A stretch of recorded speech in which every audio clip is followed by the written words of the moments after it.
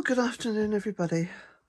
I've been off social media for the past few days. I think it must be getting on for a week. Time seems to just pass me by at the moment. But I've had COVID. I was diagnosed on Monday. I think I'd already had it about 2 days by then.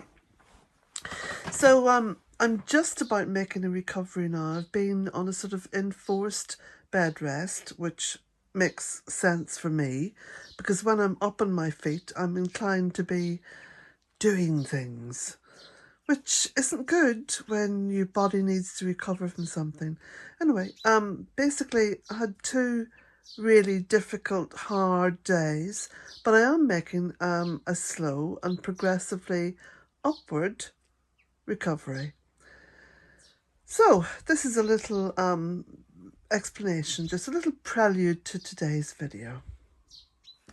And before I begin, can I say a big thank you to Alison and all.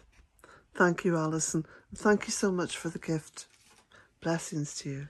Yes, I know I should be lying in bed, but it's such a beautiful sunny day, I thought I'd just step outside. I'm still in my dressing gown and my gym jams and slippers, as you can see. But I just wanted to share everything that's happening today, because it's such a beautiful day, and we've had so many grey days and rainy days over the past week or so. And I enjoy sharing. It actually helps me to recover, because it makes me feel good and it brings me joy. And anything that makes you feel good and brings you joy is going to help your body, your physical body, recover from whatever illness or, little problems that you've had. I've got to say that I personally believe that one of the aspects of making a quick and full recovery is ensuring that you are in the open air, even if that just means sitting in a comfortable chair like I've done in the porch with the door wide open and a blanket over me. It did remind me a little bit of going back into the 1920s and the 30s, and of course before that, when people actually died of tuberculosis. But when people had TB, one of the wonderful things that they discovered was the importance of fresh air and, fresh country air. And they opened sanatoriums based upon having the patients exposed to fresh air. But I think it's more than just the fresh air, because green is a healing colour. Green is the colour of healing. And when you look at Mother Earth and she's green, you know that she is healthy. And I mean green, like this. All the shades of green, all the 40 shades of green and more. Not a monoculture green. So that's why I'm doing this little video and sharing, because it brings more of a speedy recovery to me. Now, I'm not going to venture too far, just around the cottage. Golden oregano. Doesn't the Lavaterra look absolutely divine? And the monkshood? And the cabbage?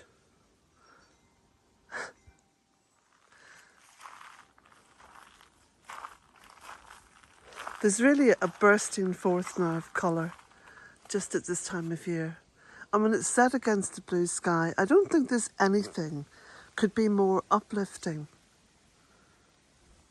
I wanted to show you the wasp's nest as well, because they've been ever so busy.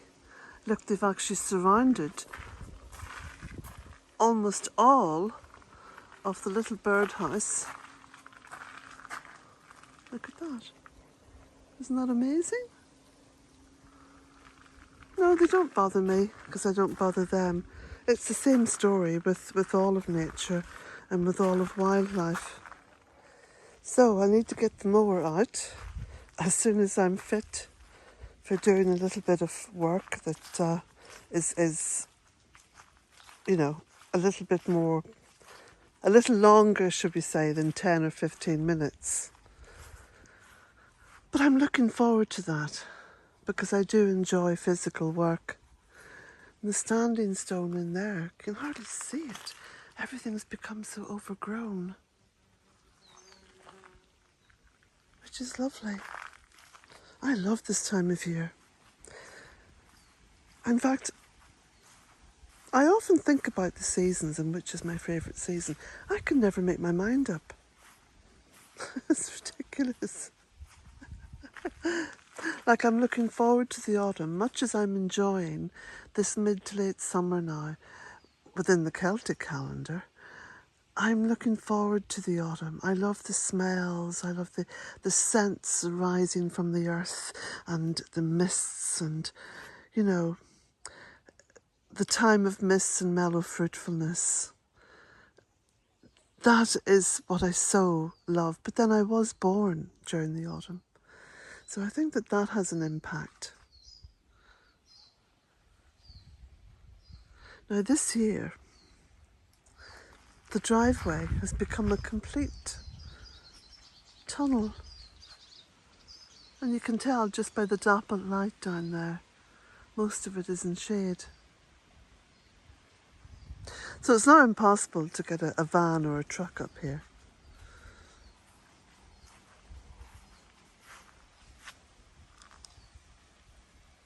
There's a little gap.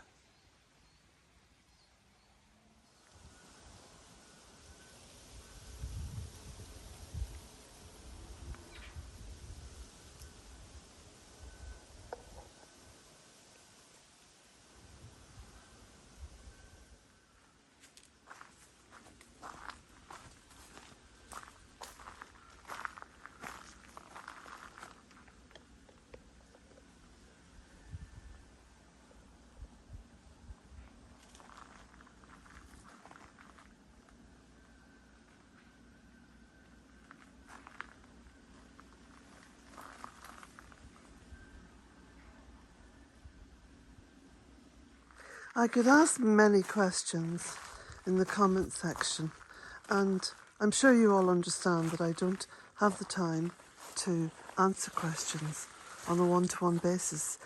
But occasionally I think of them when I'm walking around, and so here's a few answers.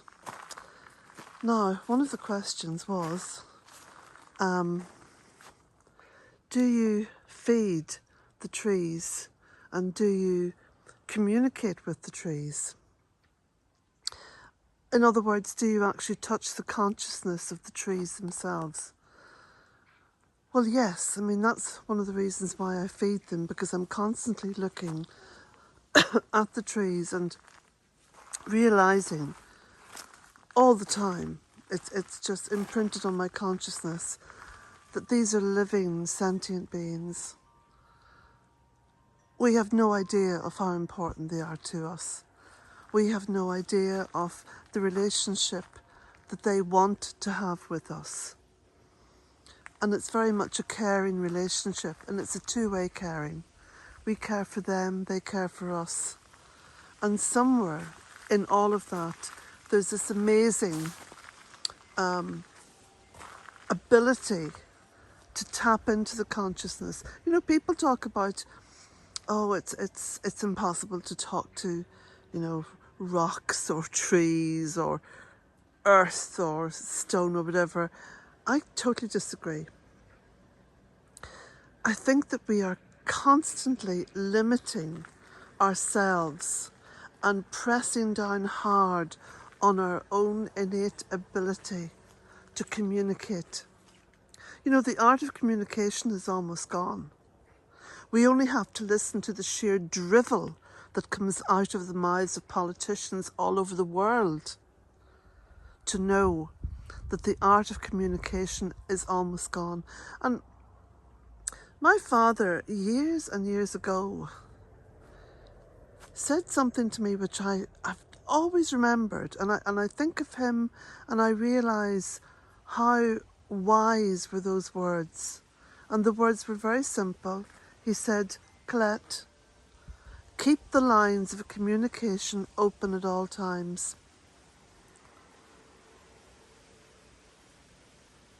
Now, he has left this mortal world, over 10 years. I don't adhere to dates. I just know it's been a long time. But I keep the lines of communication open with him, with my mother, with all the people who were important to me and who continue to be important to me. But similarly, I keep the lines of communication open and receiving for all the possibilities of communication.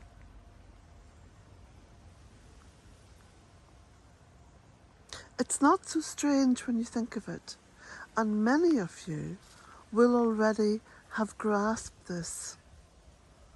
Perhaps you just haven't articulated it.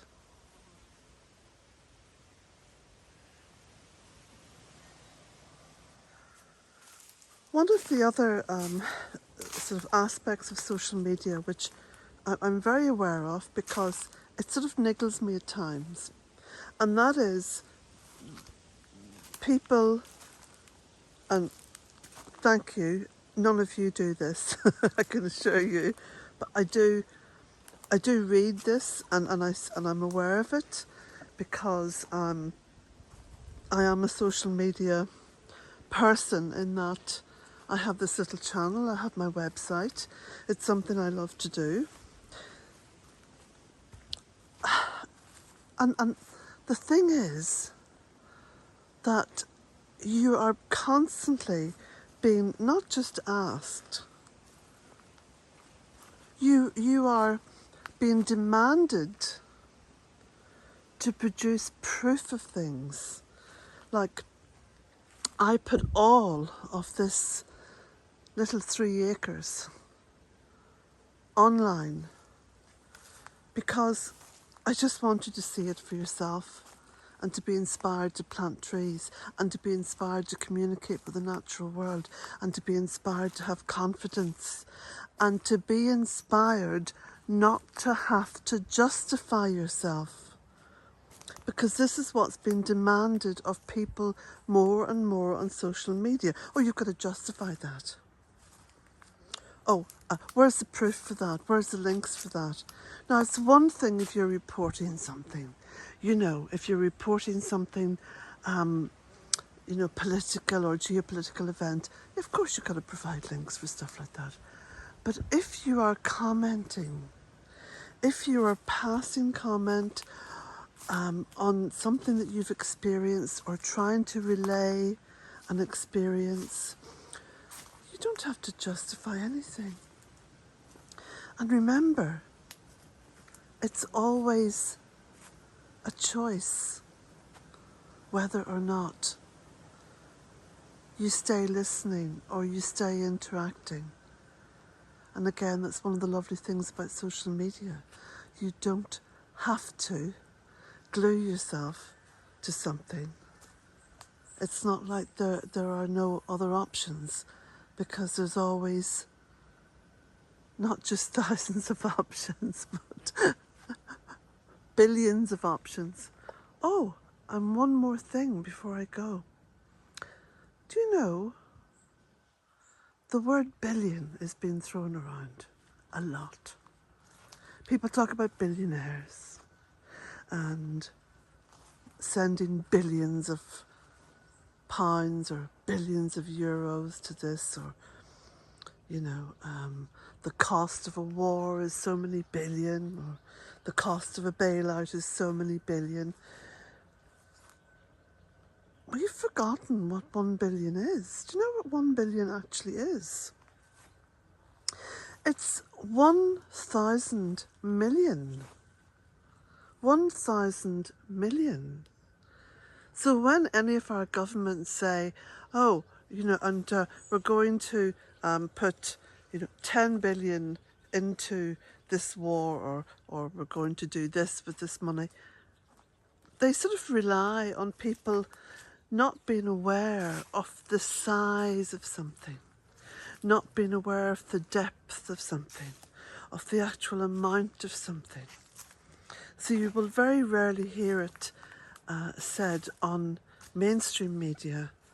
And we're going to spend £300,000 million on XXX, whatever it is.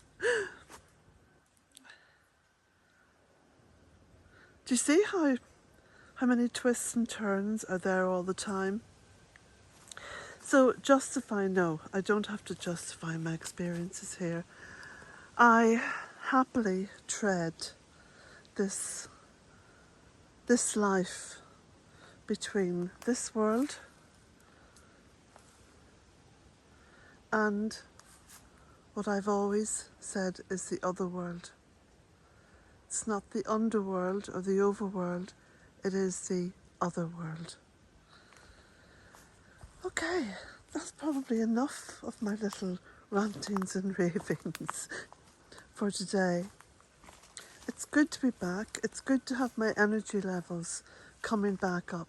They're just on this constant refresh at the moment, and it feels good and it feels joyful to be able to make another video.